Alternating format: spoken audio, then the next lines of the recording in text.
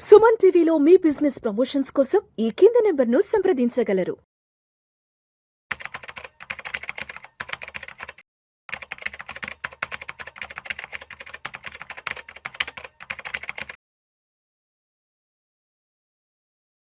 నమస్తే రవీంద్ర గారు.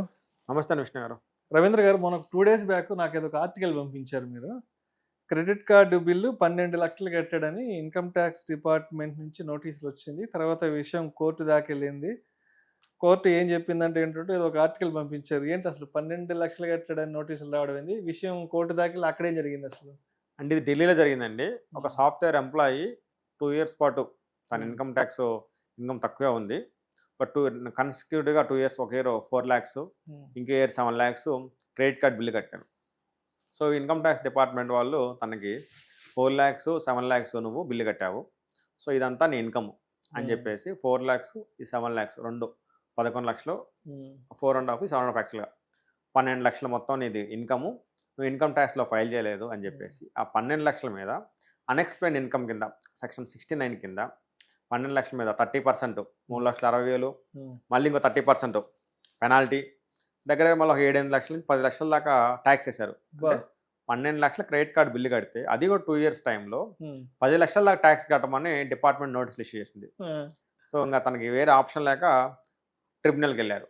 సో ట్రిబ్యునల్కి వెళ్తే తెలిసింది ఏంటంటే తన వాళ్ళ ఫ్రెండ్స్ దగ్గర నుంచి, వాళ్ళ దగ్గర నుంచి డబ్బులు కొంచెం తీసుకొని క్రెడిట్ కార్డు పర్చేజ్ చేసేసి, లైక్ టీవీలని కానీ లేకపోతే ఇవని కానీ ఎక్విప్మెంట్స్ మొత్తం కూడా తనకే కాదు, వాళ్ళ ఫ్రెండ్స్ మనోడి దగ్గర, మనోడు సాఫ్ట్వేర్ ఎంప్లాయీ కాబట్టి మనోడు క్రెడిట్ కార్డు ఇచ్చారు బ్యాంక్స్ వాళ్ళు.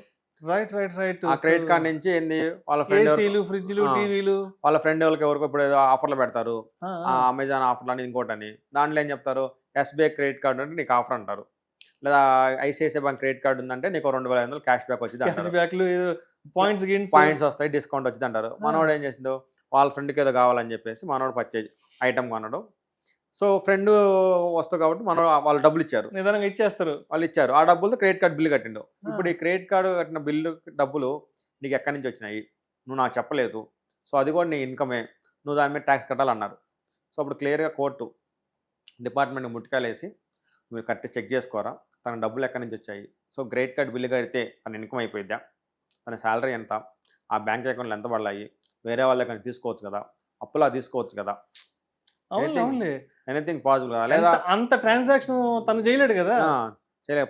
12 లక్షలు 2 ఇయర్స్లో అంటే అది చిన్న అమౌంటే కదా, అది భారీ అమౌంట్ ఏం కాదు కదా, నెక్స్ట్ అది ఈఎంఐలో పెట్టి కట్టుకుంటా ఉండొచ్చు కదా. సో అని చెప్పేసి ఇది చేసింది.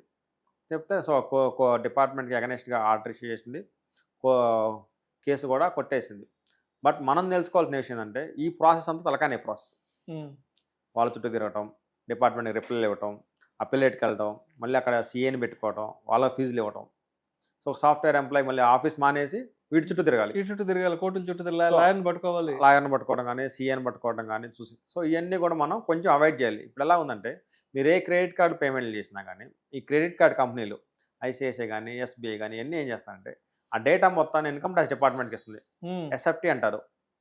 ఆ ఎస్ఎఫ్టీ రిటర్న్స్ ఫైల్ చేసేసి స్పెసిఫైడ్ ఫైనాన్షియల్ ట్రాన్సాక్షన్స్ కింద ఈ పర్సన్, ఎగ్జాంపుల్ నేను రవీంద్ర అనే పర్సన్, నా క్రెడిట్ కార్డు బిల్లు వీళ్ళు 15 లక్షలు కట్టిండు, చూడు ఈ పరిస్థితి, ఈ పని చూడు అని చెప్తే ఇన్కమ్ ట్యాక్స్ డిపార్ట్మెంట్ వెంటనే నువ్వు 15 లక్షల క్రెడిట్ కార్డు బిల్లు కట్టావు, నీకు ఇన్ని డబ్బులు ఎక్కడి నుంచి వచ్చాయి, నువ్వు ఇన్కమ్ ట్యాక్స్ ఎంత ఫైల్ చేస్తున్నావు, నీ ఇన్కమ్ ఎంత వచ్చిందని చెప్పేసి క్వశ్చన్ చేయడం స్టార్ట్ అయింది. సో అలాగా మనం యాజ్ మచ్ పాసిబుల్ యాజ్ మన క్రెడిట్ కార్డుని వేరే వాళ్ళకి ఇవ్వకుండా ట్రై చేయాలి.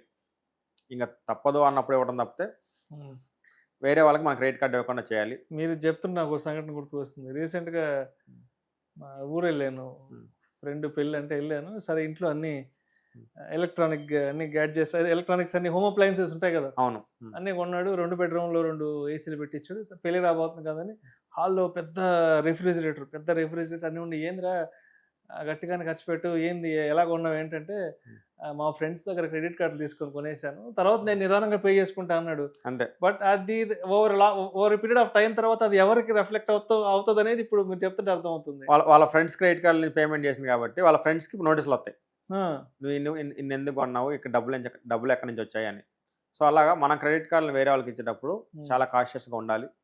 ఆ క్రెడిట్ కార్డులు పేమెంట్ వాళ్ళ దగ్గర నుంచి వచ్చినప్పుడు వాళ్ళ దగ్గర కన్ఫర్మేషన్ తీసుకుంటే బెస్ట్. ఇలా ఈ పేమెంట్ నీకు ఎందుకు ఇచ్చాను, ఆ పర్చేజ్ ఐటమ్ నా కోసం నువ్వు కొన్నావు, టీవీ కానీ, ఫ్రిడ్జ్ కానీ, లేకపోతే సమ్మర్ కాబట్టి ఎయిర్ కండిషనర్ కానీ అది నా కోసం కొన్నావు అని చెప్పేసి ఆ కన్ఫర్మేషన్ తీసుకోవటం. నెక్స్ట్ మన సేవింగ్స్లోంచి ఏమైతే మనం ఖర్చు పెడితే మన ఇంటి కోసం అవన్నీ ప్రాపర్ రికార్డ్స్ మెయింటైన్ చేసుకోవాలి. ఒకవేళ రేపు డిపార్ట్మెంట్ అడిగితే ఇమీడియట్గా మీరు డేటా సబ్మిట్ చేస్తే మళ్ళీ అది కేసు కోర్టు దాకా పోకుండా ఉండిద్ది. మీకు టైము, ఎనర్జీ, మనీ అన్నీ సేవ్ అవుతాయి. బట్ క్రెడిట్ కార్డ్ ట్రాన్సాక్షన్ మాత్రం తస్మాత్ జాగ్రత్త అని చెప్పాలి. చాలా మంది ఫ్రెండ్స్ క్రెడిట్ కార్డ్ మీద ఐఫోన్లు కూడా కొంటారు ఈ మధ్య. అవును.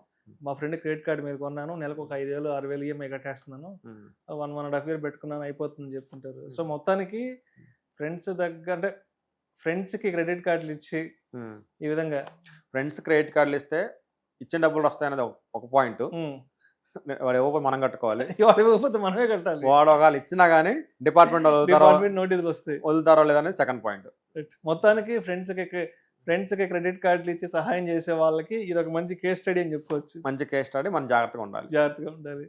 అంటే ఇప్పుడు దాని మీద మనం కొన్నావా మన ఫ్రెండ్ కొన్నాడని అది తెలియదు, వాడికి తెలియదు, వాడికి అనవసరం. అవును, వాడికి అనవసరం. కార్డు మంది, మన పేరు మీద ఉంది, మన ఆధార్ కార్డు మీద ఉంది, మన పాన్ కార్డు మీద ఉంది కాబట్టి అవును, దాంట్లో ఏ ట్రాన్సాక్షన్ జరిగినా అది మందే. మనకి ట్రీట్మెంట్ చేస్తారు department. Right sir. Thank you sir. Thank you so much Ravindra garu. Thank you.